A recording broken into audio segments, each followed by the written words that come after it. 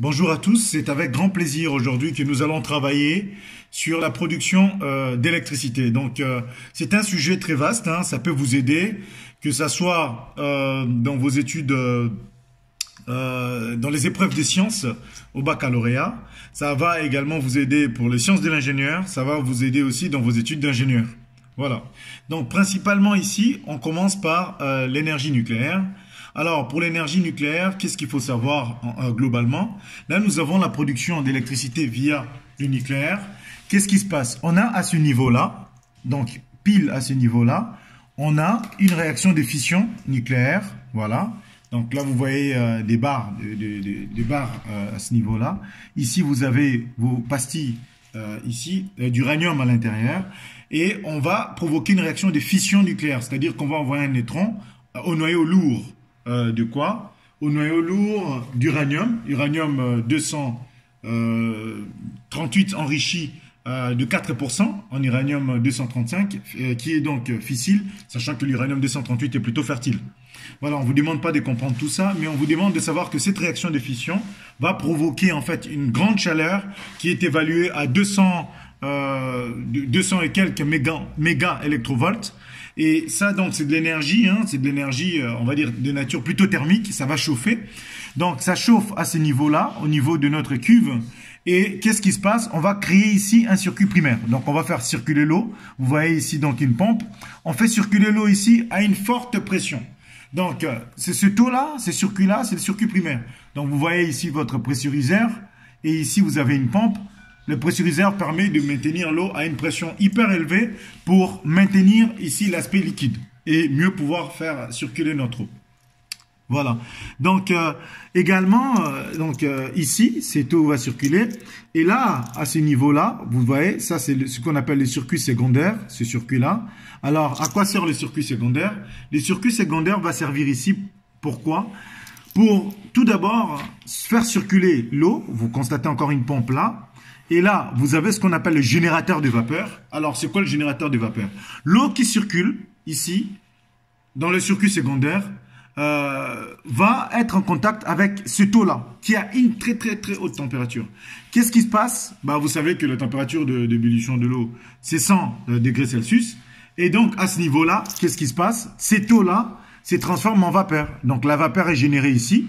La vapeur est générée au niveau de notre générateur de vapeur, va venir ici donc c'est beaucoup de vapeur, donc ça va perturber ici la turbine qui se met en rotation.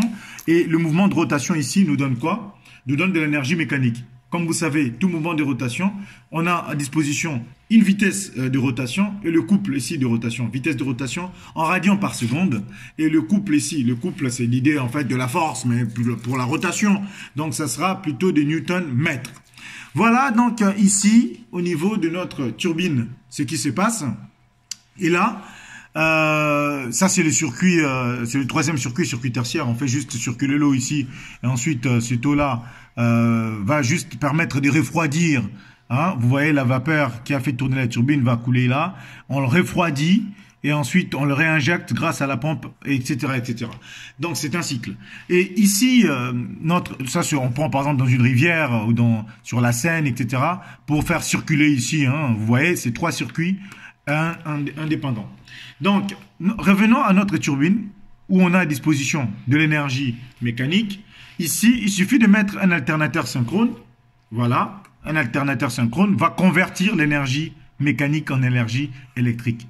Maison, allume-toi. Voilà. Parfait. Donc ça, c'était sur cette partie-là. Donc vous avez pu comprendre le schéma de principe, hein, globalement. On va y revenir. On va tenter de vous expliquer en un peu plus de détails. Donc, globalement, qu'est-ce qu'on a constaté? Globalement, on a constaté ça. Donc, nous avons à ce niveau-là, ici, l'énergie fission du nucléaire.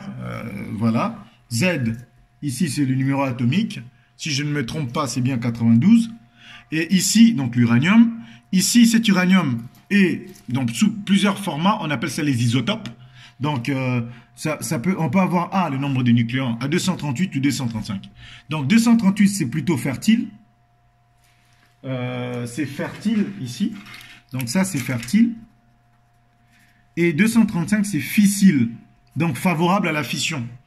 Donc, on lui envoie un neutron, c'est une réaction en chaîne, hein, c'est une réaction en chaîne. Donc, l'uranium cassé là, ça va en produire d'autres avec des neutrons, etc., etc. C'est pour ça qu'on parle de réaction en chaîne.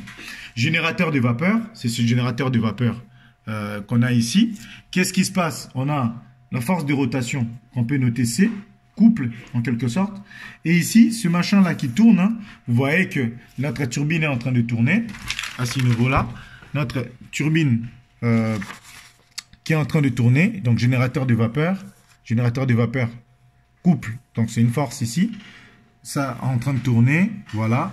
Et ensuite l'alternateur synchrone, j'avais de l'énergie mécanique à disposition. Alternateur synchrone, il convertit en énergie électrique. Voilà. Et je vous ai donné ici la vitesse de rotation en radians par seconde, le couple en newton-mètre. La puissance mécanique, c'est C fois oméga. On peut avoir aussi FV, donc force fois vitesse de translation. Voilà. Mais ici, c'est C fois oméga. Et l'énergie, c'est la puissance fois le temps, ou la variation du temps. Voilà, le temps de la fin moins le temps du début, par exemple. Et si c'est en 3 heures, bah c'est 3 heures, si c'est en 4 heures. L'énergie, c'est en kilowattheure. Voilà. Et ici, l'énergie électrique, on va voir, c'est toujours le même principe. L'énergie électrique, on aura la puissance, la tension U en volts fois le courant en ampères.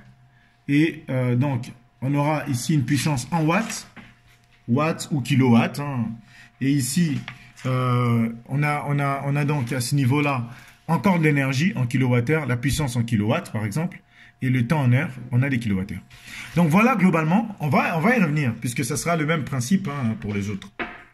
Donc passons maintenant à notre production d'électricité, ici via ce qu'on appelle l'hydroélectricité. Alors, à quoi ça va ressembler ?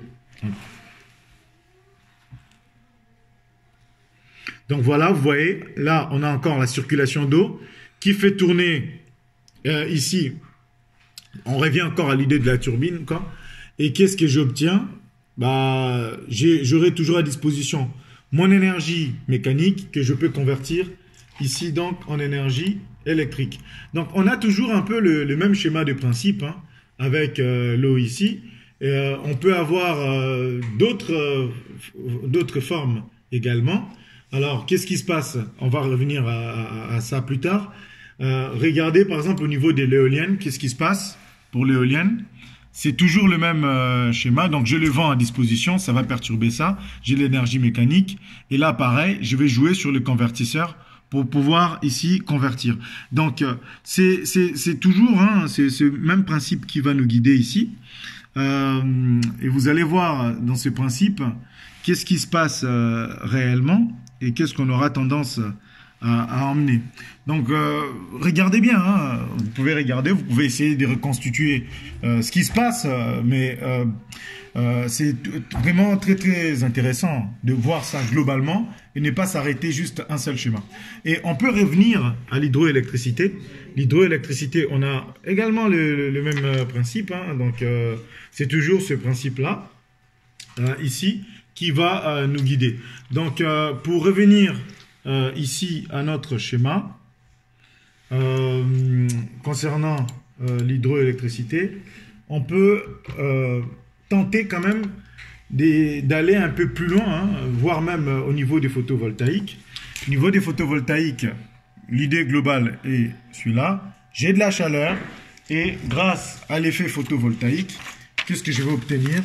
Je vais encore une fois de plus obtenir ici, donc effet chaleur, rayonnement solaire, effet photovoltaïque, et ici, voilà, j'ai quelque chose à disposition. Donc sur les panneaux solaires ou l'effet photovoltaïque ici, j'ai du rayonnement solaire, et ici, grâce à l'effet photovoltaïque, on va prendre un certain nombre d'effets physiques, on pourra en parler ultérieurement, et ici, j'aurai à disposition de l'énergie électrique. Donc ça joue encore le rôle du convertisseur.